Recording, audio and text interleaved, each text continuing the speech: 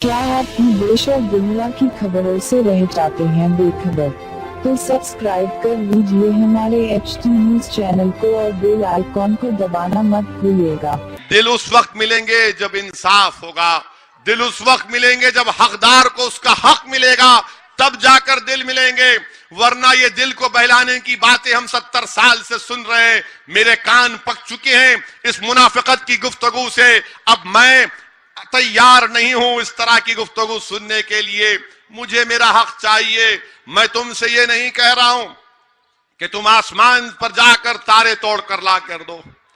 मैं इस बात का मुतालबा तो नहीं कर रहा हूं कि चांद की जमीन की मिट्टी लाकर मुझे दो। मैं तुमसे ये तो नहीं कह रहा हूं कि समंदर की तह में जाकर वहां की खाक या मोती लाकर दो। मैं तुमसे सिर्फ इतना ही बोल रहा हूं कि भारत का संविधान जिसको बाबा साहिब अंबेडकर ने बनाया, उस संविधान में हमको कानूनी कॉन्स्टिट्यूशनल राइट्स दिए गए, वो हुकूक हमको दो। हमको इंसान की तरह देखो, हमारी इज्जत करो, हमको हमारा मुकाम दो। और ये कब होगा? जब भीख मांगने से कोई देता नहीं है। तुमको इतनी ताकत अल्लाह ने दी है कि अगर तुम खड़े हो जाओगे तो तुम अपना हक छीन भी सकते हो। ये काम हमको करना है मेरे अजीज दोस्तों और बुजुर्गों। हिंदुस्तान की जमहूरियत, मैं जिंदा रहूंगा, फिक्र मत करो आप। मुझे बहुत से लोग मारना चाहते हैं, मुझे उसकी फिक्र नहीं है। अल्लाह जब तक इस जिंदा रखेगा जिंदा रहेंगे, जिस दिन जाने का टाइम आया जाएंगे। डर इस बात का है कि मरने के बाद उस खबर में क्या हिसाब किताब होगा। हमको मौत से कोई डर नहीं है। जब मैं दुनिया में आया हूं तो मेरी एक कान में एक अज़ान दी जा चुकी है, अब दूसरी अज़ान कब नमाज होगी नहीं मालूम। मगर मेरे भाई याद रखो, ये मैं जितनी भी बात आपके सामने रखा हूं इस पर गौर करो। और बीजेपी से, इनके नापाक अज़ाइम से हमको डरने की जरूरत नहीं है, बल्कि मैं झारखंड की जनता से अपील कर रहा हूं, मैं भारत की जनता से अपील कर रहा हूं, जिन्होंने नरेंद्र मोदी को अपना समझकर वोट दिया, जिन्होंने नरेंद्र मोदी को 306 एमपी उनके कामयाब किया करवाया। बताओ, मोदी के ताल्लुक से बीजेपी कहते हैं कि मोदी है तो मुमकिन है, मगर मैं झारखंड में खड़े होकर पूछता हूं, अगर मोदी है तो झारखंड में प्याज क्यों नहीं है? अगर मोदी है तो झारखंड में बिजली क्यों नहीं है? 5 घंटे 6 घंटे बिजली आती। मोदी जी, ये आपकी महिलाओं से मोहब्बत है कि झारखंड का कोयला इस्तेमाल होता है बांग्लादेश की बिजली के लिए? क्यों होता है बताओ आप? क्योंकि जो कंपनी बनाती है वो मोदी जी के करीबी दोस्त हैं, उनके नाक के बाल हैं। कोयला झारखंड का और बिजली बांग्लादेश की, और फिर हम मुसलमानों से कहते हैं ये बांग्लादेशी है। हमारा कोयला तुम इस्तेमाल कर रहे, बांग्लादेश को दे रहे हैं बिजली के लिए, और हम अंधेरों में, झारखंड की आवाम अंधेरों में जिंदगी अपनी गुजार रही। मेरे अजीज दोस्तों और बुजुर्गों, कौन कौन सी दास्तान यहां पर रघुवर की है। आज से 5 साल पहले बीजेपी के लोग कहते थे कि हर घर रघुवर, अब तो कह रहे हैं कि कोई घर में घर रघुवर का नाम ही मत लो। माने कोनार्क डैम बनाते हैं, 2500 करोड़ का डैम बनता है। कितना? 2500 करोड़ का। मेरी मां और बहनें सुनो, यहां पर बीजेपी की सरकार 2500 करोड़ रुपये आपके पैसे से एक पानी का डैम बनता है।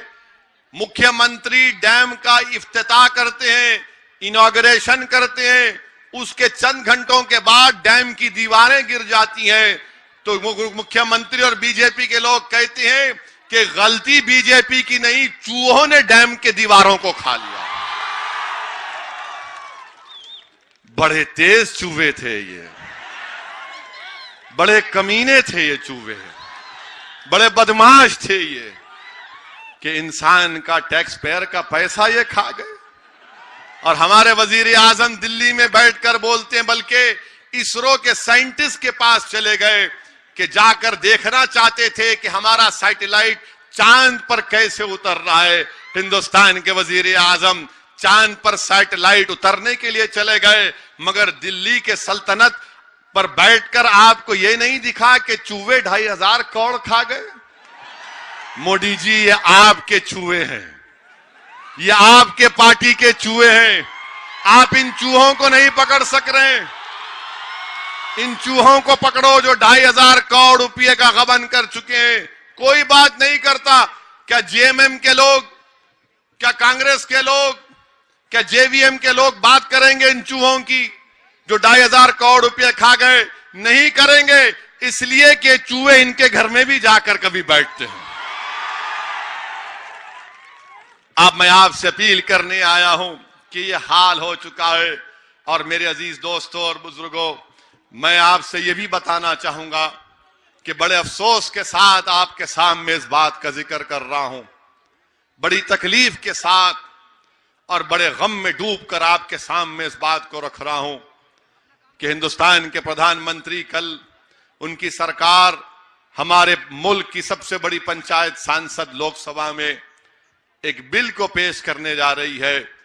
वो कानून अगर बन जाएगा तो मेरी मां और बहनों, वो कानून ये कहेगा कि हिंदुस्तान की सिटीजनशिप सबको मिल सकती है, हर मजहब के मानने वाले को मिल सकती है।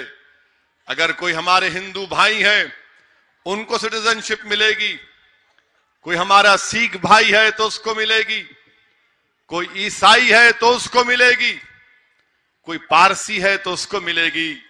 अगर किसी को नहीं मिलेगी तो मुसलमान को नहीं मिलेगी। नहीं मेरे भाई, ये थाली मारने के लिए नहीं कह रहा हूं, मैं अपनी तकलीफ का इजहार अगर अपनों के दरमियान में नहीं करूं तो क्या मैं गैरों की बस्ती में जाकर अपनी बात को रखूं?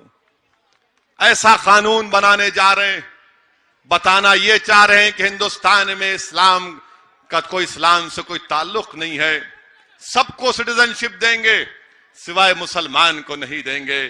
ये बाबा साहिब अंबेडकर के बनाए हुए संविधान के खिलाफ है, ये हमारे संविधान की दफा 14 और 21 के खिलाफ है। सबको मिलेगी, सिर्फ मुसलमान को नहीं मिलेगी। क्या इसलिए हमने इस मुल्क को आजाद करवाया था? क्या इसलिए हमने मौलाना अबुल कलाम आजाद के उस तारीखी तकारीर के जुमलों पर यकीन किया था जो उन्होंने दिल्ली की जामा मस्जिद की सीढ़ियों पर खड़े होकर मौलाना ने कहा था, सुनो हिंदुस्तान के मुसलमानों, उन्होंने कहा था कि तुम हिजरत के मुकद्दस नाम पर फरार की जिंदगी मत गुजारो। बताओ, हमने मौलाना के पैगाम को सुना, अपनाया, और आज 70 साल के बाद तुम हमसे कहते हो कि मुसलमान को सिटीजनशिप नहीं मिलेगी, इस्लाम का भारत से कोई ताल्लुक नहीं। अरे ताल्लुक है, अटूट रिश्ता है और सुबह कयामत तक रहेगा इंशाअल्लाह ताला। मैं मौलाना अबुल कलाम आजाद के उस तारीखी तकारीर के जुमले को दोहरा रहा हूं। मौलाना ने कहा था कि इस्लाम का इस मुल्क से 70 साल पहले मौलाना आजाद ने कहा था कि इस मुल्क का 1000 साल से रिश्ता है इस्लाम का भारत से। मौलाना यह भी कहा था कि तारीखी सिविलाइजेशन है भारत, 4000 साल का रिश्ता हिंदुइज्म का इस मुल्क से है और 1000 साल का रिश्ता इस्लाम का इस मुल्क से है। और आज मोदी की सरकार ये कहती है कि मुसलमान और इस्लाम का इस मुल्क से कोई ताल्लुक नहीं है, तुमको सिटीजनशिप नहीं दी जाएगी। बताओ मेरे दोस्तों और बुजुर्गों, संविधान की खुली खिलाफ वर्जी की जा रही है, बेसिक स्ट्रक्चर की खिलाफ वर्जी की जा रही है। अरे भारत का इस्लाम से ताल्लुक है और रहेगा। ये ताजमहल की खूबसूरती ये किसकी दी हुई है? ये लाल किला किसका बनाया हुआ है? ये कुतुब मीनार की ऊंची मीनारें क्या पुकार पुकार कर तुमसे कहती है? बताओ हमको, बताओ हमको ये क्या कहती हैं? मेरे अजीज दोस्तों और बुजुर्गों, इस तरह का एक काला कानून बनाने जा रहे हैं हिंदुस्तान के वजीर आजम। बताना ये चाह रहे हैं कि इस मुल्क को मजहब के नाम पर डिवाइड किया जा रहा है। हमको पाकिस्तान से क्या करना है? हमको अफगानिस्तान से क्या करना है? हमको बांग्लादेश से क्या करना है? हम तो भारत से हमको मतलब है और भारत से ही मतलब रहेगा हमको। जीना यहां, मरना यहां, इसके सिवा जाना कहां? ये हमारा मुल्क है और हमारे ही मुल्क में, हमारे ही घर में हमको दूसरे दर्जे का शहरी नहीं बल्कि हमको स्टेटलेस बनाने की कोशिश की जा रही। मैं जिम्मेदारी के साथ तुमसे कह रहा हूं, डराने के लिए नहीं कह रहा हूं। ये सिटीजन अमेंडमेंट बिल के बाद पूरे मुल्क में मोदी और अमित शाह मिलकर एनआरसी लागू करेंगे, और एनआरसी में जिसके पास कागज नहीं होगा उससे कहा जाएगा कि तू भारत का वासी नहीं। गरीबों पर जुल्म किया जाएगा, सबको लाइन में खड़ा कर दिया जाएगा। दुनिया में एक ही मुल्क है जो मजहब की बुनियाद पर सिटीजनशिप देता है, वो इजराइल।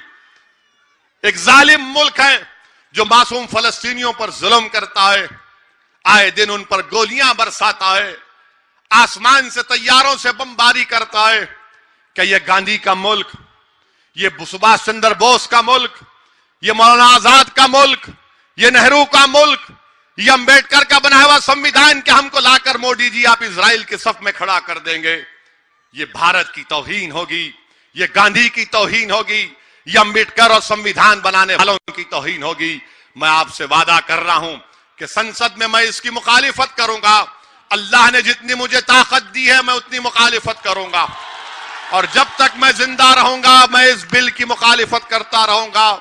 रोड पर आऊंगा, अगर मैं रोड पर आऊंगा तो क्या तुम मेरा साथ दोगे मेरे भाई? हमको अब निकलना पड़ेगा, बहुत खामोशी हो चुकी है।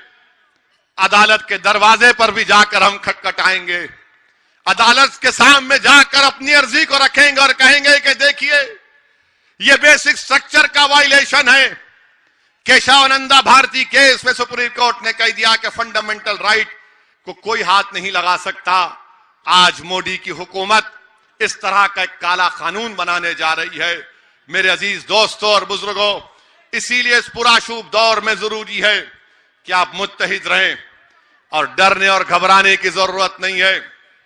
डरना है तो सिर्फ अल्लाह से डरना है, किसी से नहीं डरना है। यकीनन कानून की इज्जत करिए, कानून को मत तोड़िए, मगर ये बीजेपी और आरएसएस के जो काले मंसूबे हैं इनसे हमको खौफ खाने की जरूरत नहीं है।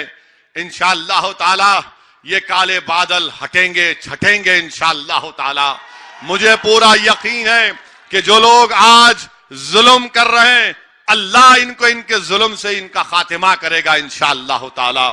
मुझे यकीन है कि ये मुल्क की सरजमीन पर आज भी एक बड़ी तादाद में हमारे हिंदू भाई आज भी रहते और कल भी रहेंगे, जो गांधी को मानने वाले हैं, जो अंबेडकर पर मर मिटने वाले हैं, जो संविधान को अपने सीनों से लगाए रखते हैं। मुझे यकीन है कि इस मुल्क का मुस्तकबिल इंशाअल्लाह अच्छा रहेगा, मगर उसके लिए मेरे भाई आपको और हमको मुत्तहिदा तौर पर अपने एक वोट का इस्तेमाल करना पड़ेगा। आज कल तक झारखंड की सरजमीन पर तुम्हारे पास कोई मुतबादिल नहीं था, आज एक मुतबादिल आया है जिसका नाम मजलिस है, जिस तुम्हारे दरमियान में तुम्हारा एक दीवाना भाई खड़ा है जिसका नाम मौलाना मोहम्मद रजवी है। आप रजवी साहब का साथ दीजिए, एक एक वोट का इस्तेमाल करिए ताकि हम अपनी आवाज को झारखंड की विधानसभा में पहुंचा सकें, इंसाफ के लिए लड़ सकें, अपने हुकूक को मनवा सके। मैं फिर से आपका शुक्रिया अदा करता हूं। वाखिर दावान अल्हम्दुलिल्लाहि रब्बिल आलमीन।